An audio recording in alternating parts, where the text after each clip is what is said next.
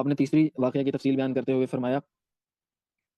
کہ وہ جو دیوار تھی جو درست کی تھی وہ یعنی ان بچوں کی تھی، اور ان کا والد بہت نیک تھا، تو اس کی نیک نامی کی وجہ سے، اس کی نیکی کی وجہ سے اس کے بچوں کی حفاظت کی گئی، ان کے بچوں کے خزانوں کی بھی حفاظت کی گئی۔ تو اللہ رب العالمین اپنے صالح بندوں کو ایسے نہیں چھوڑتے، اللہ رب العالمین کو اپنے اولیاء سے، نیک لوگوں سے محبت ہے، اللہ رب العالمین ان کے ساتھ تو خیر کرتے ہی ہیں، ان کی وجہ سے ان کی اولادوں کے اندر بھی ان کی حفاظت کرتے ہیں، ان کے مال کی حفاظت کرتے ہیں، اور ان کے لیے اللہ رب العالمین پیغمبروں کو بھی لگا دیتے ہیں، ٹھیک ہے، جیسا کہ اس آیت میں ہے نا۔ تو یہ معانی اللہ رب العالمین جیسا کہ دنیا کے اندر نیک لوگوں کی اولاد کو ضائع نہیں کرتے، ان کی حفاظت کرتے ہیں، ان کے مال کی حفاظت کرتے ہیں، آخرت میں بھی اللہ رب العالمین ان کے ساتھ ایسا معاملہ ہی کریں گے، جیسا کہ سورۃ الطور کی آیت نمبر 21 میں اللہ رب العالمین فرماتے ہیں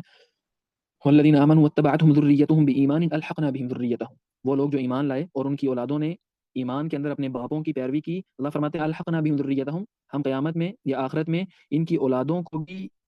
ان والدین کے ساتھ ملا دیں گے، وما التناهم من عملهم من شیء، ان کے عمل میں کسی طرح کی کوئی کمی نہیں کریں گے،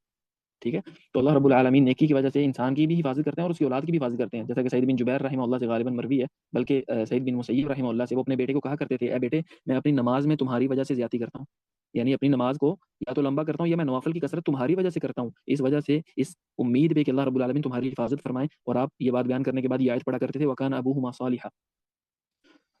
تو بہرحال اللہ رب العالمین دنیا میں بھی حفاظت فرماتے ہیں نیکوں کی اولادوں کی، اور آخرت میں بھی اللہ رب العالمین ان کو بلند درجات ان کے والدین کے ساتھ جمع کریں گے، ان کے والدین کی آنکھیں ان کی اولادوں کے ساتھ ٹھنڈی کریں گے، اور ان کو یعنی سفارش بھی کریں گے والدین اپنی اولادوں کے بارے میں۔